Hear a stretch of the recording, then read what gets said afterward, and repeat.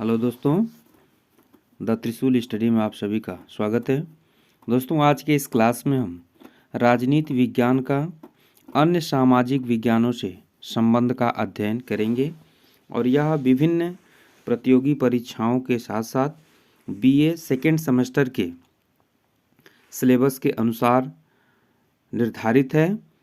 हम आज के इस क्लास में देखते हैं कि राजनीति विज्ञान का अन्य सामाजिक विज्ञानों से किस प्रकार का संबंध है और हर सामाजिक विज्ञान जो है वह एक दूसरे से किस प्रकार से जुड़ा हुआ है और विशेष करके राजनीति विज्ञान के साथ अन्य सामाजिक विज्ञानों का क्या संबंध है। चलिए आज की क्लास की शुरुआत करते हैं। सबसे पहले हम देखते हैं कि राजनीति विज्ञान और इतिहास का संबंध, यानी कि राजनीति विज्ञान इतिहास से किस प्रकार से संबंधित है। इतिहास में व्यक्ति, समाज और राज्य के भूतकालीन जीवन का लेखा जोखा होता है और राजनीति विज्ञान में राज्य के भूत, वर्तमान और भविष्य का अध्ययन किया जाता है। अतः स्वाभाविक रूप से ये विज्ञान एक दूसरे से बहुत अधिक संबंधित हैं और सीले तो इन दोनों विज्ञानों को पारस्परिक संबंध बतलाते हुए लिखा है कि राजनीति विज्ञान के बिना इतिहास का कोई फल नहीं और इतिहास के बिना राजनीति विज्ञान का कोई मूल नहीं। तो इस तरह से राजनीति विज्ञान और इतिहास दोनों एक दूसरे से घनिष्ठ रूप से संबंधित हैं। सभी विचारक राजनीति विज्ञान और इतिहास के घनिष्ठ संबंध को स्वीकार करते हैं। तो यहाँ से अभी आपने एक जो अभी सीले का जो है कि कथन देखा कि राजनीति विज्ञान के बिना इतिहास का कोई फल नहीं और इतिहास के बिना राजनीति विज्ञान का कोई मूल नहीं। तो यह सीले महोदय के द्वारा कहा हुआ कथन है जिसको आपको याद रखना है। इससे बहुविकल्पी प्रश्न आपके बन सकते हैं। फिर आगे देखते हैं कि राजनीति विज्ञान और इतिहास किस तरह से एक दूसरे पर निर्भर हैं। सबसे पहले हम देखेंगे कि राजनीति विज्ञान का इतिहास के द्वारा राजनीति विज्ञान को क्या क्या प्रदान किया जाता है, अर्थात इतिहास की राजनीति विज्ञान को क्या देन है। सबसे पहले कह रहा है कि राजनीति विज्ञान इतिहास पर क्या है, निर्भर है, यानी कि राज्य और राजनीतिक संस्थाएं एक विशेष समय पर निर्मित न होकर के विकास का परिणाम होती हैं और उन्हें पूर्णतया समझने के लिए इतिहास के आधार पर उनके विकास क्रम का ज्ञान प्राप्त किया जाना आवश्यक है। और इसके अतिरिक्त राजनीति विज्ञान में जिन समस्याओं का अध्ययन किया जाता है उनका भी अपना इतिहास होता है और इतिहास से परिचित हुए बिना न तो इन समस्याओं को ठीक रूप से समझा जा सकता है और न ही हल किया जा सकता है। तो इस तरह से राजनीति विज्ञान इतिहास पर ही क्या होता है, निर्भर होता है। दूसरा कह रहा है कि इतिहास और राजनीति की प्रयोगशाला के रूप में होता है, यानी कि जो इतिहास है वह राजनीति की प्रयोगशाला के रूप में बताया गया है कि इतिहास में जो भी घटनाएं घटित होती हैं उसके आधार पर राजनीति में परिवर्तन हमेशा किया जाता है। मानवीय इतिहास में विभिन्न समस्याओं पर राजनीतिक क्षेत्र में अनेक कार्य किए गए जिसके परिणाम और सफलता असफलता का वर्णन इतिहास से प्राप्त होता है।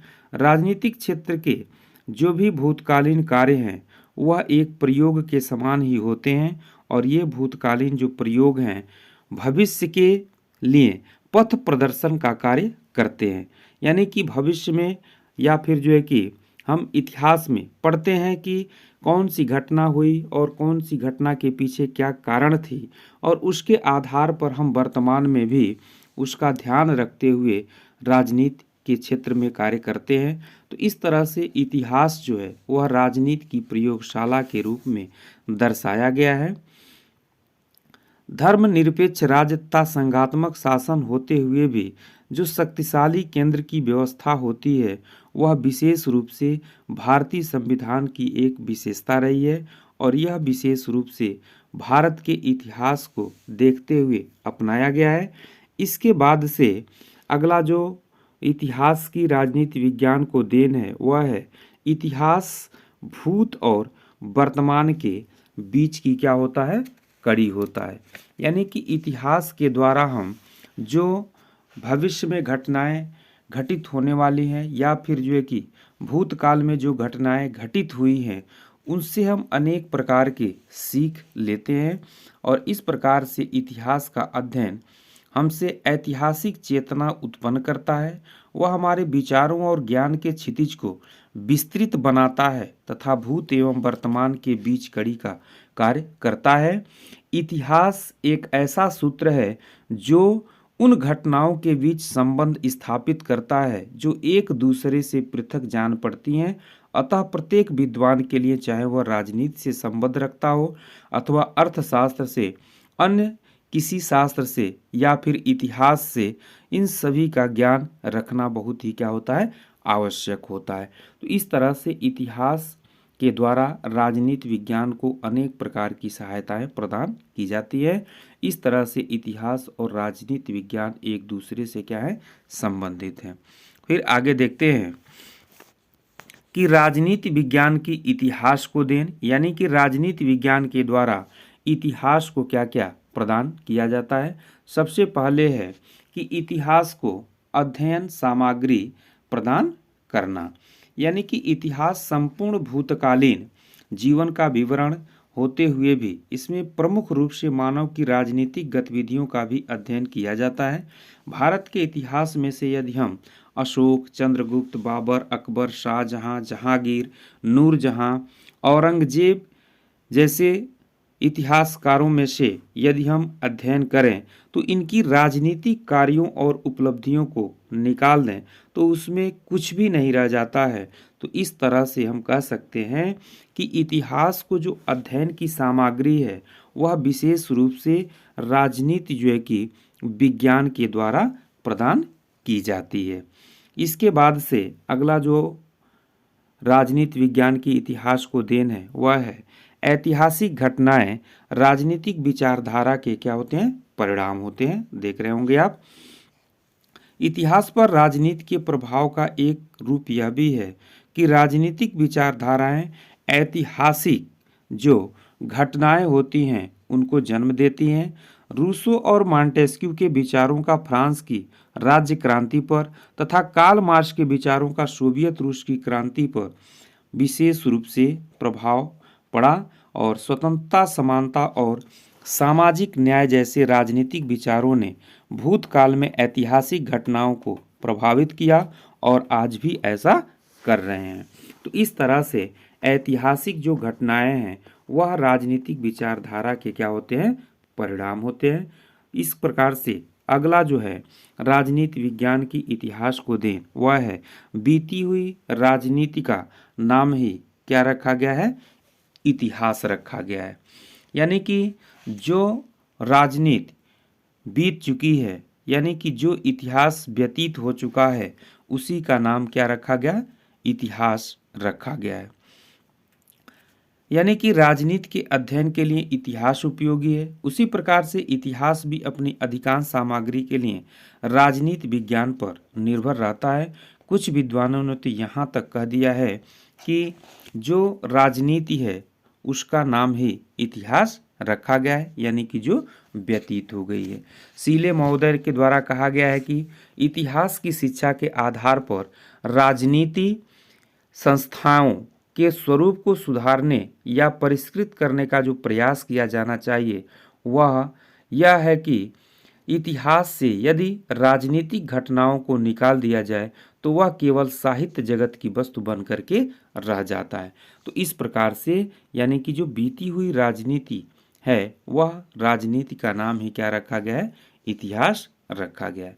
तो इस तरह से कुल मिलाकर के हम ये कह सकते हैं कि राजनीति विज्ञान और इतिहास दोनों एक दूसरे से घनिष्ठ रूप से संबंधित हैं।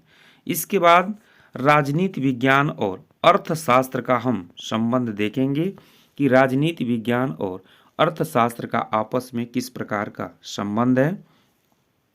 राजनीति विज्ञान और अर्थशास्त्र में इतना गहरा संबंध है कि प्रारंभिक लेखक अर्थशास्त्र को राजनीति विज्ञान की ही एक शाखा मानते थे।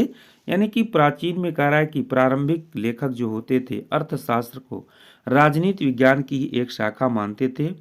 यूनानी उसे राजनीति अर्थशास्त्र अर्थात पॉलिटिकल इकोनॉमिक्स कहते थे और प्राचीन भारतीय राजनीति कौटिल्य राजनीति पर जो प्रसिद्ध पुस्तक लिखी है उसका भी नाम उन्होंने अर्थशास्त्र ही रखा है। जैसे इसमें हमेशा आप लोगों के बीच कन्फ्यूजन रहता है कि जो कौटिल्य के द्वारा लिखित प्रमुख पुस्तक अर्थशास्त्र है उसके किसके संबंध में लिखी गई है, तो यह मुख्य रूप से राजनीति पर लिखी हुई एक पुस्तक है, लेकिन इसका नाम क्या दिया गया है, अर्थशास्त्र दिया गया है। तो इससे भी यह सिद्ध होता है कि प्राचीन में यानी कि प्रारंभ में अर्थशास्त्र को राजनीति विज्ञान की ही एक क्या माना जाता था, शाखा माना जाता था। इसी प्रकार से राजनीति विज्ञान के कई मान्य ग्रंथ जैसे अरस्तु की राजनीति यानी कि पॉलिटिक्स तथा लाक की जो नागरिक प्रशासन पर है द्वितीय लेख में उन विषयों का विवेचना मिलता है जिन्हें आजकल अर्थशास्त्र में क्या है, सम्मिलित किया जाता है। किंतु वर्तमान समय में विशेष करके परिणामस्वरूप अर्थशास्त्र को ज्ञान की एक पृथक शाखा के रूप में क्या की गई है, मान्यता प्रदान की गई है। यानी कि राजनीति विज्ञान एक अलग जो है की शाखा है और अर्थशास्त्र को एक अलग शाखा के रूप में मान्यता प्रदान किया गया। लेकिन फिर भी राजनीति विज्ञान और अर्थशास्त्र दोनों एक दूसरे से घनिष्ठ रूप से संबंधित हैं। तो यहाँ से आपको याद रखना है, यानी कि कौटिल्य के द्वारा लिखी प्रमुख पुस्तक कौन सी है, अर्थशास्त्र है। अरस्तु के द्वारा पॉलिटिक्स यानी कि राजनीति है और लाक के द्वारा प्रमुख जो पुस्तक वो है क्या है, नागरिक प्रशासन है। फिर से आगे देखते हैं कि राजनीति विज्ञान और अर्थशास्त्र एक दूसरे को किस प्रकार से जुड़े हुए हैं। यानी कि अर्थशास्त्र की राजनीति विज्ञान को देन सबसे पहले हम देखते हैं। सबसे पहला हेडिंग है कि राजनीतिक संस्थाओं का उदय विकास और आर्थिक अवस्थाओं का परिणाम होता है। यानी कि जो राजनीतिक संस्थाएं होती हैं और जो राजनीतिक संस्थाओं का उदय होता है और उनका विकास होता है, मुख्य रूप से आर्थिक अवस्थाओं का ही क्या होता है, परिणाम होता है। यानी कि आर्थिक अवस्था पर ही राजनीतिक संस्था का उदय और उनका विकास क्या होता है, निर्भर करता है। मानव समूह के द्वारा कृषि को जीवन यापन के प्रमुख साधन के रूप में अपना लेने पर ही सर्वप्रथम सुव्यवस्थित राज्य की स्थापना हुई और वर्तमान समय के विशाल राष्ट्रीय जो राज्य हैं उनकी स्थापना का मूल कारण भी आर्थिक गतिविधियां ही रही हैं। इसके संबंध में कार्ल्स महोदय ने कहा है कि किसी युग के संपूर्ण सामाजिक जीवन के स्वरूप का निश्चय आर्थिक परिस्थितियां ही करती हैं। अगर किसी देश की आर्थिक स्थिति अगर सही नहीं है तो स्वाभाविक रूप से उस राजनीतिक जो स्थिति है उसकी जो विकास है वो सभी के सभी क्या हो जाएंगे, प्रभावित हो जाएंगे। अगर हम वर्तमान में बात करें तो हम पाकिस्तान को उदाहरण ले सकते हैं कि वर्तमान में पाकिस्तान की जो आर्थिक स्थिति है वह बहुत ही दयनीय हो चुकी है और इस तरह से वहाँ पर बेरोजगारी तथा राजनीतिक संस्थाओं के साथ साथ अन्य अनेक प्रकार की समस्याएं उत्पन्न हो रही हैं। तो इस तरह से किसी भी देश की जो राजनीतिक संस्थाएं हैं उस देश का जो आर्थिक विकास है वह मुख्य रूप से जो है कि अर्थ पर ही निर्भर करता है। यानी कि वहाँ पर अगर धन संपदा यानी कि जो व्यापार हो गया, बिजनेस हो गया, अगर प्रभावित होगा तो राजनीति भी क्या होती है, प्रभावित होती है। तो इस तरह से दूसरा जो अर्थशास्त्र की राजनीति विज्ञान को देन है वह है राज्य की नीति आर्थिक अवस्थाओं पर क्या करती है, निर्भर करती है। यानी कि राज्य की जो नीति होगी, अगर मान लीजिए कि राज्य की नीति ऐसी निर्धारित कर दी गई जिसमें अधिक धन की आवश्यकता है और उस राज्य के पास धन है ही नहीं है, तो फिर वो नीति जो है कि केवल बनी की बनी रह जाएगी, उसको जो है कि सही रूप नहीं मिल पाएगा। इसलिए कहा गया है कि राज्य का स्वरूप समय समय पर राज्य के द्वारा अपनाई जाने वाली नीति आर्थिक अवस्थाओं का ही परिणाम रही है। विशेष रूप से 18वीं सदी में इंग्लैंड और यूरोप के अन्य देशों में जो औद्योगिक क्रांति हुई उसके परिणाम स्वरूप ही यूरोप के इन देशों ने उपनिवेशवाद और साम्राज्यवाद की नीति क्या की थी, अपनाई थी। तो इस तरह से देश की जो आर्थिक स्थिति होती है उसी के आधार पर देश की नीतियां मुख्य रूप से जो है कि बनाई जाती है। अगला है राजनीतिक घटनाएं आर्थिक गतिविधियों की क्या होती है, परिणाम होती हैं। यानी कि राजनीतिक क्षेत्र की जो अनेक महत्वपूर्ण घटनाएं होती हैं वह आर्थिक गतिविधियों के परिणाम स्वरूप ही घटित होती हैं। उदाहरण स्वरूप 1935 में जब स्पेन की गणतंत्री सरकार ने श्रमिक वर्ग के हित में कानून निर्माण का प्रयत्न किया तो सामंत वर्ग, इसके साथ साथ चर्च के जो पादरी, सेना ने जनरल फ्रैंको के नेतृत्व में संगठित होकर के गणतंत्री सरकार का तख्ता पलट दिया था। तो इस तरह से जो राजनीतिक घटनाएं होती हैं मुख्य रूप से आर्थिक गतिविधियों की ही क्या होती हैं, परिणाम होती हैं। इस तरह से अगला जो अर्थशास्त्र की राजनीति विज्ञान को देन है वह है आर्थिक नियोजन तथा बजट पद्धति। यानी कि जो आर्थिक नियोजन है और जो बजट की पद्धति है यह भी मुख्य रूप से अर्थशास्त्र के द्वारा राजनीति विज्ञान को सहायता प्रदान की जाती है। समाजवादी देशों में आर्थिक नियोजन का आश्रय लिया जाता है। वहाँ नियोजन का आशय यह होता है कि निजी लाभ की अपेक्षा उपयोग के लिए वस्तुओं का उत्पादन किया जाए। इसके साथ साथ वस्तुओं का कितना उत्पादन किया जाए तथा वितरण का क्या ढंग होना चाहिए, इसका निर्णय राज्य के द्वारा किया जाता है। तो इस तरह से आर्थिक नियोजन तथा बजट की जो पद्धति है वह भी राजनीति विज्ञान की, अर्थशास्त्र की जो राजनीति विज्ञान की क्या है, देन है। यानी कि अर्थशास्त्र के द्वारा राजनीति विज्ञान को जो है कि सहायता प्रदान की जाती है। इसके बाद से अगला देखते हैं हम कि राजनीति विज्ञान की अर्थशास्त्र को क्या देन है। यानी कि राजनीति विज्ञान से अर्थशास्त्र को क्या मुख्य रूप से प्राप्त होता है। इसमें से पहला है आपका अर्थव्यवस्था प्रशासनिक स्तर पर क्या होता है, निर्भर करता है। अर्थव्यवस्था भी बहुत अधिक सीमा तक राजनीतिक और प्रशासनिक स्तर पर निर्भर करती है। आर्थिक विकास और संपन्नता के लिए एक समुचित, प्रभावशाली तथा स्वस्थ प्रशासनिक व्यवस्था नितांत आवश्यक है। जैसे उदाहरण स्वरूप अगर आप देखेंगे, अगर किसी परिवार का मुखिया अगर प्रशासनिक रूप से सही है, उसके अंदर परिवार को जो है कि लेके चलने की क्षमता अच्छी है, तो स्वाभाविक है कि उस परिवार का विकास तीव्र गति से होता है। परंतु जिस देश की अगर मान लीजिए कि प्रशासनिक व्यवस्था ही सही नहीं है तो वहाँ का जो अर्थव्यवस्था होगा वह क्या हो गया, प्रभावित हो जाएगा। इसके बाद से दूसरा है अर्थव्यवस्था राजकीय नीतियों पर क्या करता है, निर्भर करता है। यानी कि राज्य की नीति जैसी होगी उसी के हिसाब से ही उस देश की जो अर्थव्यवस्था है वह विकसित होगी। एक देश के अंतर्गत प्रचलित जो शासन व्यवस्था के रूप और राजनीतिक नीतियों का आर्थिक व्यवस्था पर बहुत अधिक प्रभाव पड़ता है। धन का विनिमय, वस्तुओं का जो उत्पादन है एवं उपभोग है, इसके साथ साथ विदेशी मुद्रा, आयात तथा निर्यात, उद्योगों की स्थापना शासन व्यवस्था द्वारा अपनाई गई नीतियों पर ही निर्भर करते हैं। जिस प्रकार से अगर किसी व्यापारी के द्वारा अगर समुचित नीति का उपयोग किया जाता है तो स्वाभाविक है कि उसको व्यापार में लाभ होता है, लेकिन अगर वह सही ढंग से जो है कि नीति का निर्धारण नहीं कर पाता है तो उसको जो है कि नुकसान होना शुरू हो जाता है। तो उसी तरह से जो राजनीति है, विज्ञान है, यानी कि राजनीति के माध्यम से ही जो नीतियाँ निर्धारित की जाती हैं वह अर्थव्यवस्था को क्या करती हैं, प्रभावित करती हैं। अगला है कि अर्थव्यवस्था पर युद्ध का प्रभाव। ऐसा भी आप लोगों ने देखा है कि अगर किसी भी देश के द्वारा जो है कि अगर युद्ध की स्थिति में जो है कि अपने आप को इंगित किया जाता है, युद्ध करने में जो है कि अगर वह जो है कि देश बिजी हो जाता है तो उसकी सभी की सभी अर्थव्यवस्थाएं जो है कि अस्त व्यस्त हो जाती हैं। यानी कि उसका पूरा का पूरा ध्यान जो है कि युद्ध को निपटने में लग जाता है और युद्ध में आप जानते हैं कि धन और जन दोनों की हानि होती है। तो इस तरह से यानी कि युद्ध की स्थिति में जो अर्थव्यवस्था है वह क्या हो जाती है, प्रभावित हो जाती है। जैसे 1962 में भारत चीन युद्ध, 1965 और 1971 के भारत पाक युद्ध के द्वारा भारत की आर्थिक स्थिति जो थी उस पर विपरीत प्रभाव पड़ा था। तो इस तरह से राजनीति विज्ञान के द्वारा अर्थशास्त्र भी क्या होता है, प्रभावित होता है।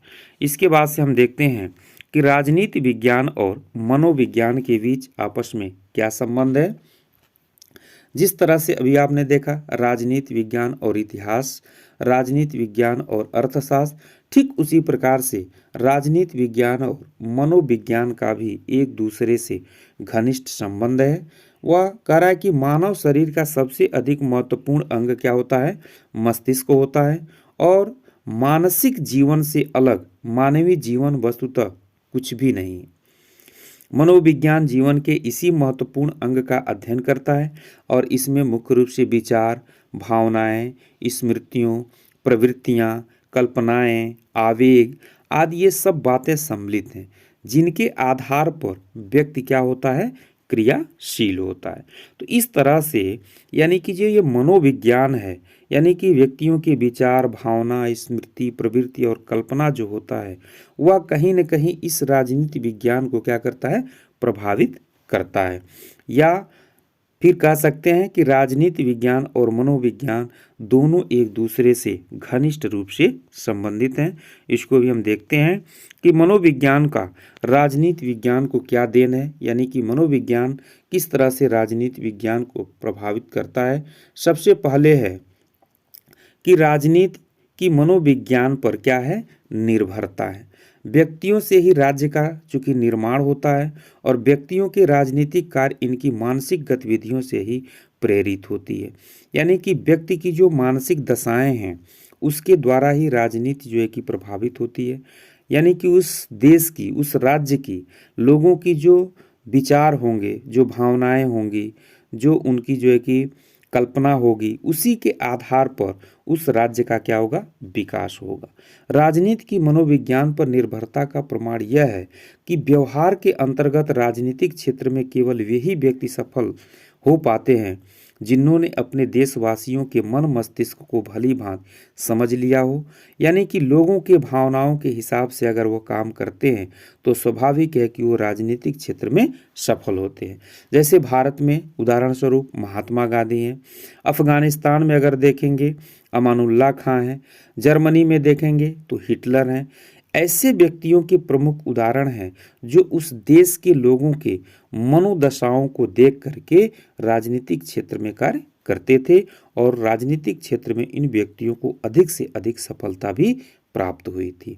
तो इस तरह से जो राजनीतिक क्षेत्र हैं वह मनोविज्ञान पर ही क्या होते हैं? निर्भर होते हैं।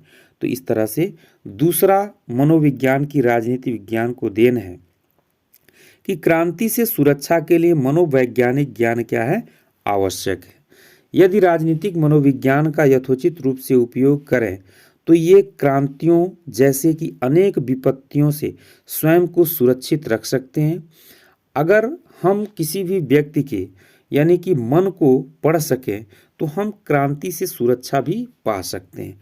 अगर कोई व्यक्ति किसी काम को लेकर के बहुत ज़्यादा जो है कि उलझा हुआ है और उसको हम अचानक किसी प्रकार का कोई आदेश दे दें या फिर उसको कोई यातना दे दें तो वह व्यक्ति क्या हो जाएगा? भड़क जाएगा। तो इस तरह से सबसे पहले एक कुशल राजनीतिज्ञ का ये कर्तव्य है कि वह लोगों के मनों को समझे, लोगों के जो है कि विकारों को जाने कि वास्तव में उसके अंदर क्या चल रहा है और किस समय में किस तरह का हमें आदेश देना है, किस तरह का हमें निर्णय लेना है। इसके संबंध में डॉक्टर गार्नर महोदय ने कहा है कि सरकार की स्थिर और यथार्थ में लोकप्रिय होने के लिए अपने अधीन व्यक्तियों के मानसिक विचारों और नैतिक भावों को अभिव्यक्त तथा प्रतिबिंबित करना चाहिए। इस प्रकार से यानी कि क्रांति से सुरक्षा मनोविज्ञान ज्ञान क्या है? आवश्यक है। तीसरा कह रहा है कि राजनीतिक क्षेत्र में मनोवैज्ञानिक पद्धति का क्या हो रहा है? प्रयोग बढ़ रहा है। यानी कि वर्तमान में राजनीति विज्ञान पर मनोविज्ञान का प्रभाव और अधिक बढ़ गया है क्योंकि आधुनिक राजनीतिक विचारकों में राजनीतिक घटनाक्रम को मनोवैज्ञानिक ढंग से वर्णित करने की गहरी प्रवृत्ति दिखाई पड़ती है। विचारकों का एक वर्ग जिसमें मुख्य रूप से ग्राहम वाल्स हैं, उसके बाद से जो है कि एमिल टार्डे हैं, दुर्खीम हैं, इनके विभिन्न नाम जो आप अभी सुने हैं ये ऐसे नाम हैं जो मुख्य रूप से यानी कि राजनीतिक क्षेत्र में मनोवैज्ञानिक पद्धति को बढ़ावा देने के लिए मुख्य रूप से इनका विचार है। इसके बाद से हम देखते हैं कि राजनीति विज्ञान का मनोविज्ञान को क्या देन है? इसमें मुख्य रूप से आप देख रहे होंगे कि मनोविज्ञान को सामग्री प्रदान करना, यानी राजनीति विज्ञान मनोविज्ञान को कह रहा है कि सामग्री प्रदान करता है, राजनीतिक तथ्यों का मानसिक अवस्थाओं के प्रसंग में विश्लेषण करता है और राजनीति विज्ञान से प्राप्त सामग्री मनोविज्ञान के लिए पर्याप्त रुचिकर और इसमें मनोविज्ञान समृद्धि को प्राप्त करता है। यानी कि मनोविज्ञान को हम राजनीति विज्ञान के द्वारा क्या करते हैं? सामग्री प्रदान करते हैं। दूसरा कह रहा है कि राजनीतिक जन मनोविज्ञान को क्या करते हैं? प्रभावित करते हैं। यानी कि राजनीतिक जो चेतनाएं हैं, मुख्य रूप से राजनीतिक जो क्रियाकलाप है उसके द्वारा करा कि लोगों के सोचने के, विचारने की और व्यवहार के ढंग में मुख्य रूप से जो है कि परिवर्तन होता रहता है। जैसे राजतंत्र और प्रजातंत्र के अंतर्गत रहने वाले व्यक्तियों के सोचने के ढंग में आवश्यक रूप से अंतर होता है। यानी कि जहाँ राजतंत्र होगा वहाँ के व्यक्तियों की सोच कुछ और होगी, विशेष करके जो शासक के प्रति है, और जहाँ प्रजातंत्र होगा वहाँ पर जो शासक कर्ता व्यक्ति है या फिर जो राजनीतिक गतिविधियां हैं उसके प्रति व्यक्तियों की सोच कुछ और होती है। तो इस तरह से यानी कि राजनीति विज्ञान जन मनोविज्ञान को क्या करते हैं? प्रभावित करते हैं। तो इस तरह से यह राजनीति विज्ञान की मनोविज्ञान की देन थी। इसके बाद से हम देखते हैं कि इस जो चैप्टर ने आपने अभी पढ़ा, इसमें मुख्य रूप से 3 सामाजिक विषयों के साथ राजनीति विज्ञान का संबंध, इससे कुछ महत्वपूर्ण प्रश्न हैं जो बार बार आपके परीक्षाओं में प्रश्न पूछे जाते हैं। सबसे पहला प्रश्न है कि वह सरकार सबसे अच्छी है जो सबसे कम शासन करती है, यह किसने कहा है? तो इसका उत्तर हो जाएगा आपका फ्रीमैन। आपको याद रखना है क्योंकि आप जान रहे हैं कि बीए सेकेंड सेमेस्टर में आपके जो भी एग्जाम हैं वह ऑब्जेक्टिव टाइप के होंगे। तो इसलिए आपको अध्ययन करते समय ये बात हमेशा ध्यान में रखनी है कि मैक्सिमम ऑब्जेक्टिव टाइप के क्वेश्चन आपके सिलेबस से क्या बन सकते हैं। तो इसमें ये सभी के सभी प्रश्न कहीं ना कहीं पूछे गए हैं इसके पहले। इसके बाद से है दूसरा, राजनीति विज्ञान सर्वोत्तम विज्ञान है, यह किसका कथन है? तो आप सभी लोग जानते होंगे यह कथन किसका है? अरस्तू का है। तीसरा प्रश्न है कि राजनीति विज्ञान की सर्वोत्तम अध्ययन पद्धति क्या है? ये दूसरा हो जाए, इसका उत्तर हो जाएगा वैज्ञानिक पद्धति। चौथा प्रश्न है आपका कि राज्य केवल एक यंत्र है जिसकी सहायता से एक वर्ग दूसरे वर्ग का शोषण करता है, यह कथन किसका है? तो हर्बर्ट स्पेंसर का है। इसके बाद से 5वां प्रश्न है, स्टेटमैन पुस्तक के लेखक कौन है? इसका उत्तर हो जाएगा आपका प्लेटो। 6वां प्रश्न है कि हम निश्चितता पूर्वक भविष्यवाणी नहीं कर सकते लेकिन संभावनाएं तो व्यक्त कर ही सकते हैं, यह कथन किसका है? तो डॉक्टर हर्मन फाइनर का है। 7वां प्रश्न है, ये ग्रामर और पॉलिटिक्स बहुत ही इंपॉर्टेंट है, किसकी जो है कि पुस्तक है? तो लास्की की पुस्तक है। और 8वां प्रश्न कहता है कि किसने कहा कि राज्य का मानवीय आधार जनता है? तो ये भी महत्वपूर्ण है, यानी कि ब्लंटसली के द्वारा कहा गया कि राज्य का मानवीय आधार क्या होता है? जनता होती है। इसके बाद से प्रश्न संख्या 9 है, कह रहा है कि अर्थशास्त्र नामक ग्रंथ के लेखक हैं कौटिल्य। 10वां प्रश्न, राज्य का विकास हुआ है निर्माण नहीं, यह कथन किसका है? तो यह स्पेंसर का कथन है। 11वां प्रश्न है कि राजनीति कब कहाँ कैसे प्राप्त हुई, यह किसने कहा है? HD लासवेल के द्वारा ये बात कही गई है कि राजनीति कब कहाँ और कैसे प्राप्त हो। प्रश्न संख्या 12 है कि राजनीति विज्ञान इतिहास का फल है और इतिहास राजनीति विज्ञान की जड़ है, यह कथन किसका है? तो सीले का है। फिर से हम लोग अगले क्लास में मिलते हैं, तब तक आप सभी लोगों को बहुत बहुत धन्यवाद। आप सभी से निवेदन है कि जो भी आप लोग इस चैनल को सब्सक्राइब नहीं किए हैं सब्सक्राइब कर लीजिए तथा वीडियो को लाइक कर दीजिए और अपने जो है कि यार दोस्तों के साथ जो भी आपके शुभ चिंतक हैं उन सभी लोगों को ये वीडियो ज़रूर शेयर कीजिए। फिर से अगले क्लास मिलते हैं, धन्यवाद।